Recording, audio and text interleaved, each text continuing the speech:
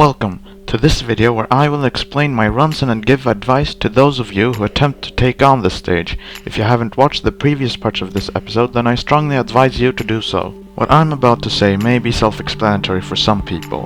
However, I want to make sure you guys play the game properly, instead of blaming the game for your own mistakes. What I want to say is that you want to bump into as many question marks as is possible. The info given informs you of what tools you can make use of in order to progress through the stage.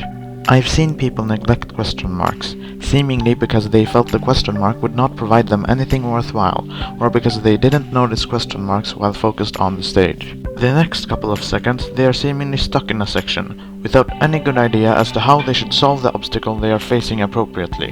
One such example could be the first few minutes of CobanaMoney456's 8th part of his Sonic Lost World 3DS playthrough. Now, I'm going to go through some advice and basic controls I followed throughout my speedrun. Here's a piece of advice I originally developed through a bit of trial and error.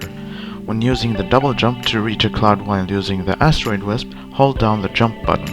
If you don't hold down the jump button, then you won't bounce off the cloud to any notable height.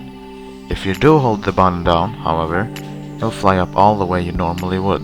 This wasn't too difficult to piece together, but it should have been given along with the other instructions. In the end though, the mechanic isn't needed to complete the stage, so it's very dismissible. Another thing is to use the left trigger button to turn the camera towards the direction Sonic is facing. Yet another thing, the Asteroid Wisp is fully developed when a purple inner circle appears between Sonic and the debris around him. Now, I am going to state my reasons as to why I think this stage is comprised of good level design. The first few times going through the stage, you want to get to the goal without dying too often, and explore the stage to its fullest, so you take it slower the first time. This includes landing on platforms without having to, in order to avoid dying, or turning too many objects into debris for the asteroid, because you don't know how little debris is actually needed to proceed.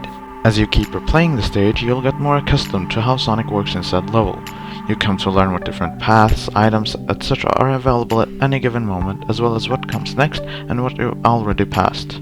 You should find yourself progressing through the level with more fluidity and at greater speeds, traversing more difficult paths and making use of more well thought out maneuvers compared to your first playthrough, which should feel rewarding, as it is a testament to how you have developed and overcome all the challenges speedrunning gives rise to, combining usage of creativity, skills, and grit to accomplish the challenging and beautiful feat of speedrunning. Here ends this video. The next video of mine you watch, I think, should be the video where I give my response to Some Call Me Johnny's review of this game. If you found this video informative and watchworthy, I'd really appreciate you liking and sharing this video.